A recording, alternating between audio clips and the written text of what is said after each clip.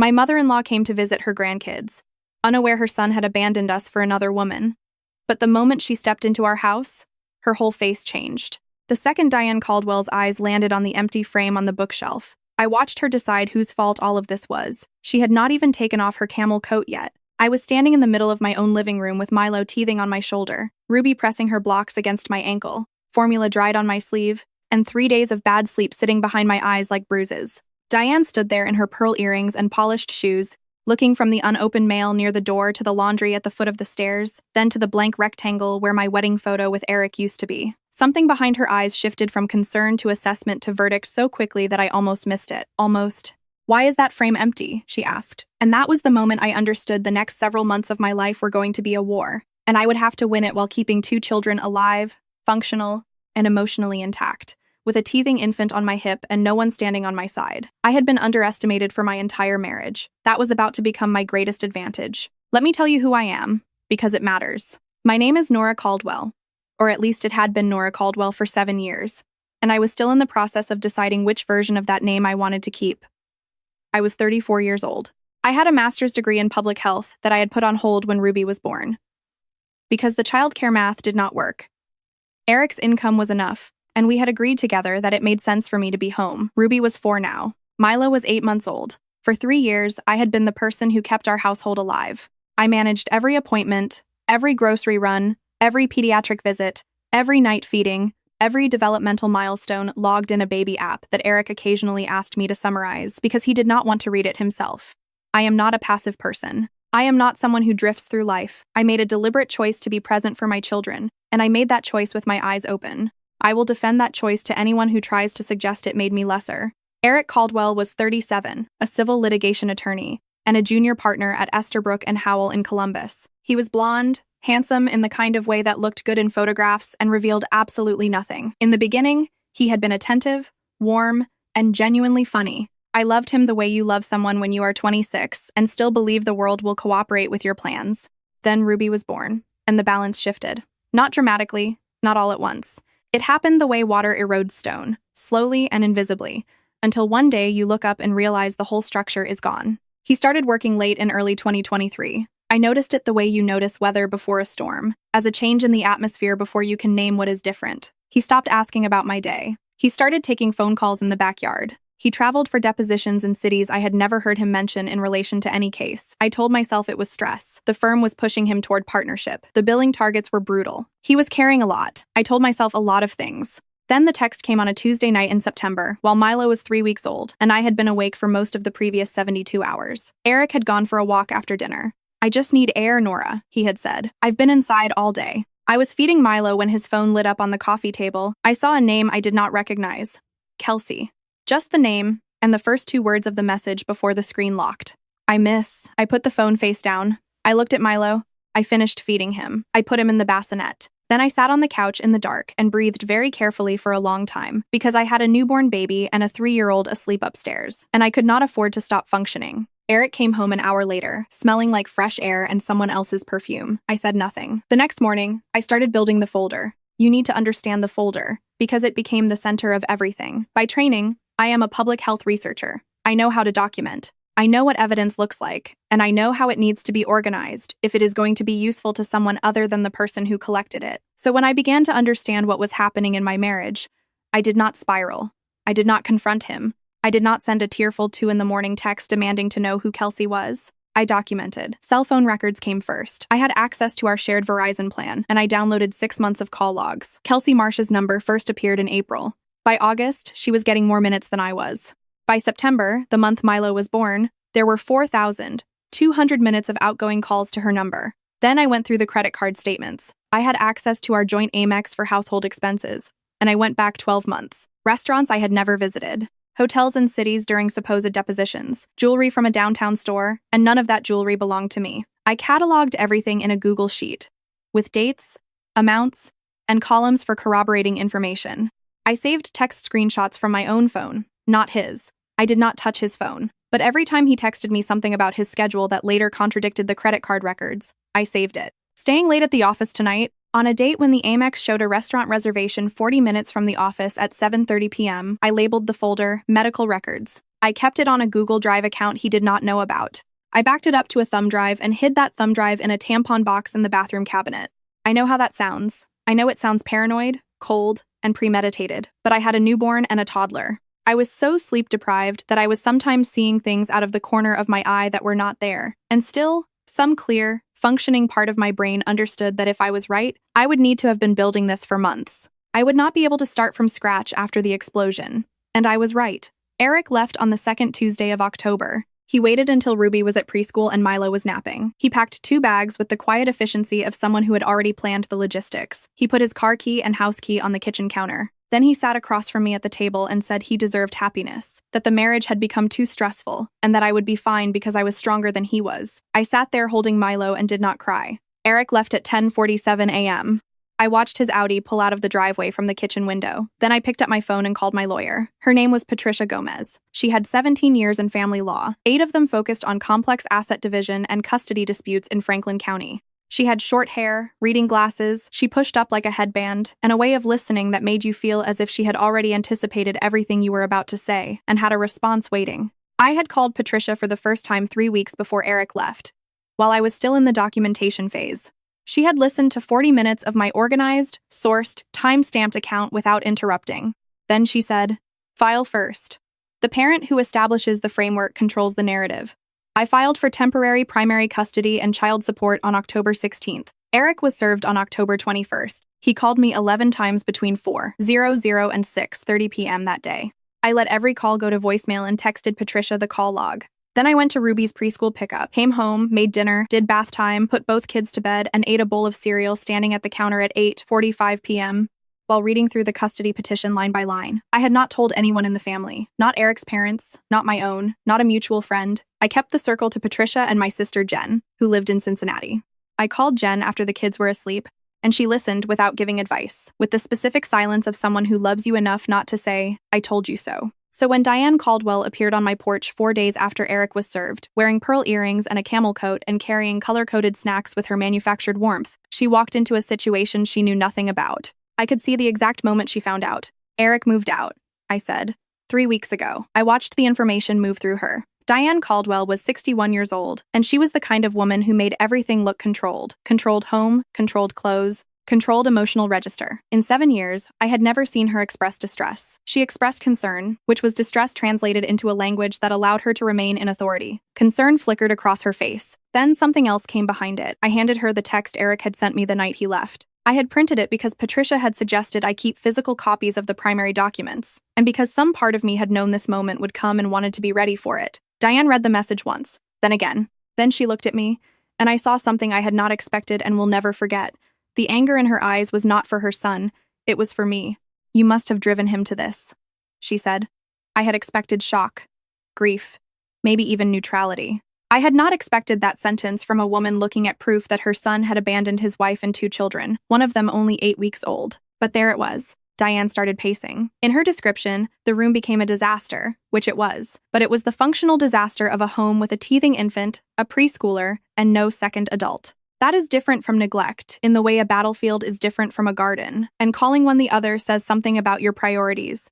She said plenty of women manage. She said no wonder Eric needed distance. I said, "With a husband?" She told me to mind my tone. Then she stopped pacing and looked at me with an expression I can only describe as calculating. "Let me take the children," she said. Ruby pressed herself hard into my leg without saying a word. "Children understand things before they have language for them."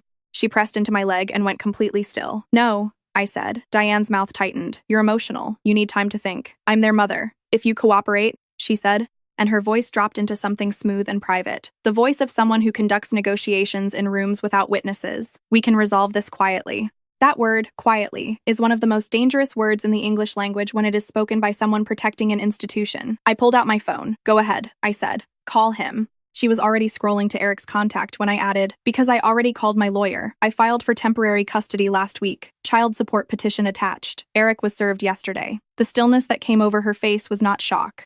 It was recalculation. It was the expression of someone who had just discovered the board was not arranged the way she thought it was. Her jaw tightened. "Eric was served yesterday," she said carefully. "At 2:17 p.m., I said.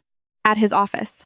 Patricia Gomez sent the process server. "It's all on file with the Franklin County Court." Diane looked at me for a long moment. Then she called Eric. He arrived 12 minutes later in a wrinkled shirt, his jaw unshaved, looking like a man who had spent 4 days believing he had the upper hand and had now walked into a room that suggested otherwise. He came through the door and saw Ruby, who looked at him with the unblinking focus children reserve for adults who have confused them. He saw Milo and his bouncer. He saw his mother standing rigid in the center of the room. Then he saw me standing between my children and both of them, which was the only place I had been for 3 weeks and the only place I intended to stay. You filed papers, Eric said. You left, I replied.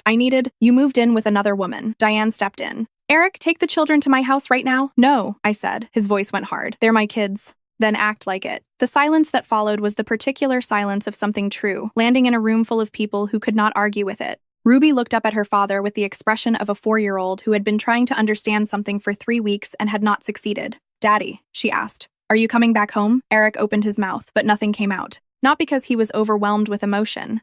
I want to be honest about that.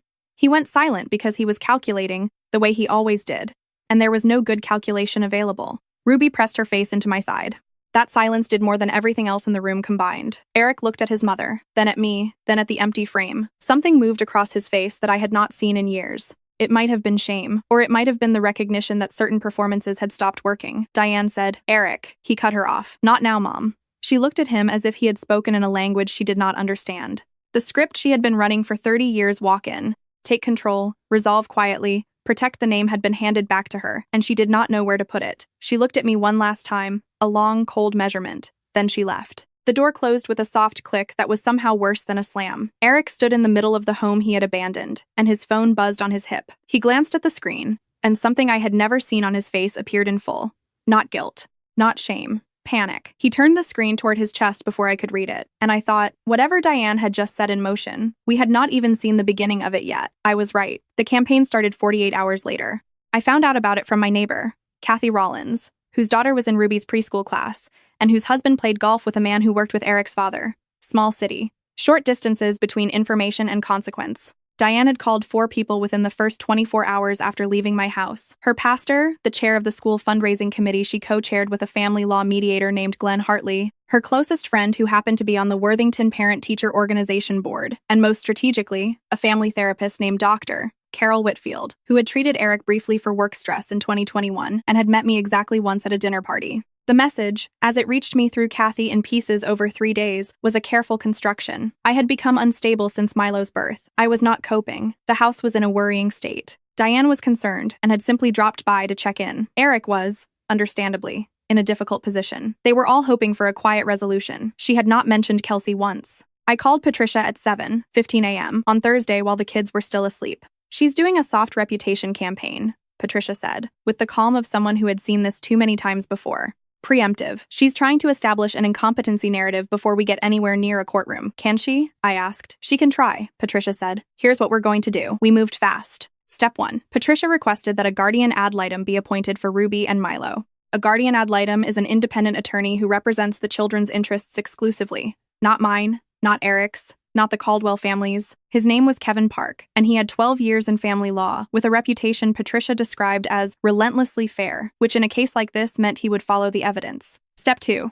I called my pediatrician, Dr. Amara Singh, and scheduled wellness visits for both children with explicit documentation requested. Ruby and Milo were healthy, developing normally, and Dr. Singh had seen them consistently every 6 to 8 weeks. Her records would show that. At the appointment on Friday, Dr. Singh walked into the exam room, took one look at my face, and asked, "How long has it been since you slept?" "Weeks," I said. She looked at Ruby, who was organizing tongue depressors into a color-coded line on the exam table, and at Milo, who was watching the ceiling fan with the profound focus babies give to ceiling fans. Then Dr. Singh said, "These children are healthy and clearly loved." She said it directly and carefully, in the way of someone choosing words for the record. She made a note in the chart. I asked her to document her observations about the home environment from our visits. She nodded without asking me to explain why. Step 3 was the evidence package. Patricia had been cataloging the folder I sent her for weeks. The call logs, the Amex statements, the hotel receipts, the jewelry purchase, the texts that contradicted Eric's stated schedule. She had subpoenaed Eric's firm credit card records through preliminary financial disclosure and found 11 additional transactions, meals, hotel rooms, and one florist charge that matched times when he had told me he was working. The Kelsey file was substantial. On October 30th, Patricia filed Exhibit C with our motion for temporary orders, a 61-page documentation package containing phone records, financial records, time-stamped correspondence, and a declaration from me that covered the timeline of the marriage's deterioration, with specific references to the documented infidelity. Eric's attorney was a man named Todd Reardon, who had been in family law for 23 years, and whose approach Patricia described as theatrical. 3 days later, he filed a response claiming that I was emotionally volatile and had created a chaotic home environment. His primary exhibit was a photograph. I stared at that photograph for a long time. It showed my living room from outside my house, toys everywhere, laundry on the couch, unopened mail. It was a competent photograph of a home with 2 young children and no second adult. I calculated from the light that it had been taken approximately 48 hours after Eric had been served and Diane had appeared on my porch. Someone had stood on my lawn and photographed my living room through my window. My hands went cold. I called Patricia. "That photograph was taken without your consent from private property," she said before I even finished explaining. "That's relevant. More importantly, who took it?" I had a neighbor camera, a Ring doorbell with a wide field of view that I had installed the previous spring, which Eric had called paranoid and I had called practical. The footage covered my front porch and most of the front path. I pulled it up on my phone. October 23rd, 2:34 p.m. Diane Caldwell was walking along the exterior of my house, pausing at the living room window and raising her phone. I sat with that for 10 seconds. Then I called Patricia back. "I have her on camera," I said. The silence on the other end of the line was the particular silence of an attorney who had just been handed something useful. "Send it to me immediately," she said. "Don't tell anyone. Not Eric, not your sister, no one. Already sent," I told her. Kevin Park, the Guardian ad litem, interviewed me on November 8th in Patricia's conference room. He was methodical and even-voiced. He asked questions about everything from my daily routine with the children to my support network, my plans for returning to work, and my relationship with Eric's family. He asked about Diane's visit specifically. I described it accurately. I produced the notes I had written within an hour of her leaving, exactly as Patricia had instructed me to do from the beginning. Timestamps, direct quotes, Ruby's behavior, Milo's state, the request to take the children, the word, quietly, Kevin Park wrote without expression. Then he asked, "In your judgment, what is Mrs. Caldwell's primary motivation in this matter?" I did not need to think long. "Control of the narrative," I said. "She wants what happened contained within the family before it touches Eric's professional reputation or the Caldwell name." He looked up. "Specifically," I continued, "she doesn't want anyone to know that her son left a woman with an 8-week-old baby to move in with someone he had been seeing for at least 6 months. Kevin wrote that down too. Over the following week, he interviewed Eric and Diane separately. I was not told what they said. Patricia told me not to speculate, so I did not speculate. I prepared. The crisis I had not seen coming arrived on November 14th. It came in the form of a certified letter from a family court mediation service, requested by Eric's attorney, proposing an emergency custody evaluation by a third-party psychologist. The evaluation was framed as being in the best interests of the children and requested both parents' participation within 5 business days. The psychologist they named was Dr. Martin Doyle. I stared at the name for a while, then called Patricia. "He's Diane's therapist's husband," Patricia said. I had it flagged 30 seconds after the letter came in. "Can they do that?" I asked. "They attempted it," she said. "We're filing a conflict of interest objection this afternoon. Kevin Park has already been notified." Then she paused. "They're getting nervous, Nora. This is what nervous looks like." The objection was filed at 4:30 p.m. The proposed evaluator was rejected by the court on November 17th because of the documented conflict. Todd Reardon filed a formal complaint against Patricia, which was reviewed and dismissed in 6 days. And then Kevin Park submitted his preliminary recommendation to the court. I got the call from Patricia at 6:47 p.m. on a Tuesday. "He recommended primary residential custody to you," she said. "Standard visitation for Eric, child support calculated on his income at the firm, and..." She paused. My hand tightened around the phone. "And what?" He flagged for the court's consideration that Mrs. Court's, Diane Caldwell's conduct, including the unauthorized photography and the unannounced home access, represented a potential boundary issue that should be addressed in the final parenting plan. I was sitting on the kitchen floor because that was where I had ended up when she called, my back against the cabinet, Milo asleep upstairs, and Ruby in the bath slowly running out of hot water. "He flagged Diane?" I asked.